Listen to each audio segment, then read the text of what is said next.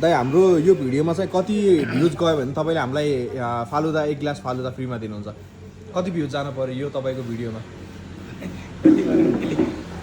कति भन्दा ठिक हुन्छ दाइलाई? कति भ्युज गयो भने चाहिँ तपाईँले हामीलाई 1 गिलास फालुदा 1 लाख भ्युज गयो भने सो हाम्रो साथी 5 जना आयो भने 5 जनालाई फालुदा 5 जनालाई यहाँ दाइले चाहिँ 5 जनालाई फ्री भन्नुभएको छ ल 2 लाख गयो दाइ 10 लाख 1 लाख भ्युज गयो भने दाइले हामीलाई 5 जनालाई फालुदा फ्री भन्नुहुन्छ ल सो गाइस एक लस्सी आउनुस् जे तपाईको इच्छा लाग्छ त्यही कुरा 1 लाख भ्युज गाइस ल प्लिज डु इट ल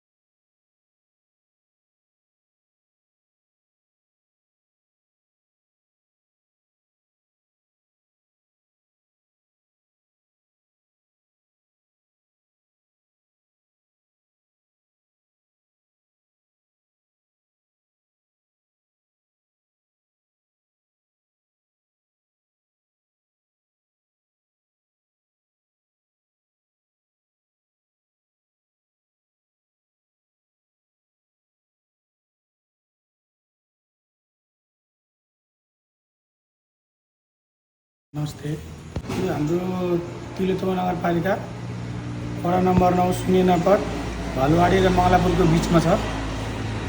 यहाँ यो व्यवसाय गरेको मैले 20 वर्ष भयो। यो ठाउँमा तपाईँको यो अहिले सुनेनापट ठाउँमा मैले खोलेको लगभग 5 वर्ष भयो। काजु सेक, बदाम सेक, पुरौनी लस्सी, कुल्फी, चटपटी, मोमो सब हाम्रोमा पाइन्छ।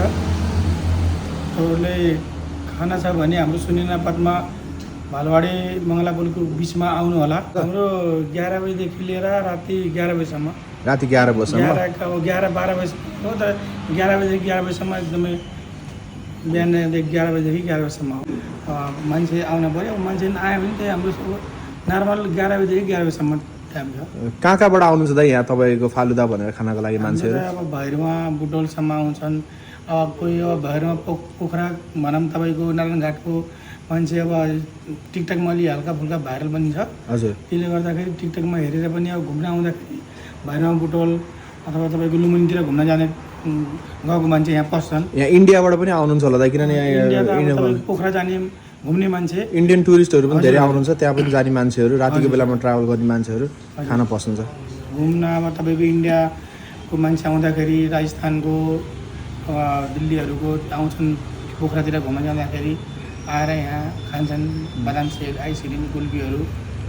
स्पेसल हाम्रो बदाम सेक, पुरौनी सेक छ, आइसक्रिम, दही लस्सी सबै पाइन्छ। हुन्छ दाइ, धन्यवाद दाइ धेरै धेरै। नमस्ते।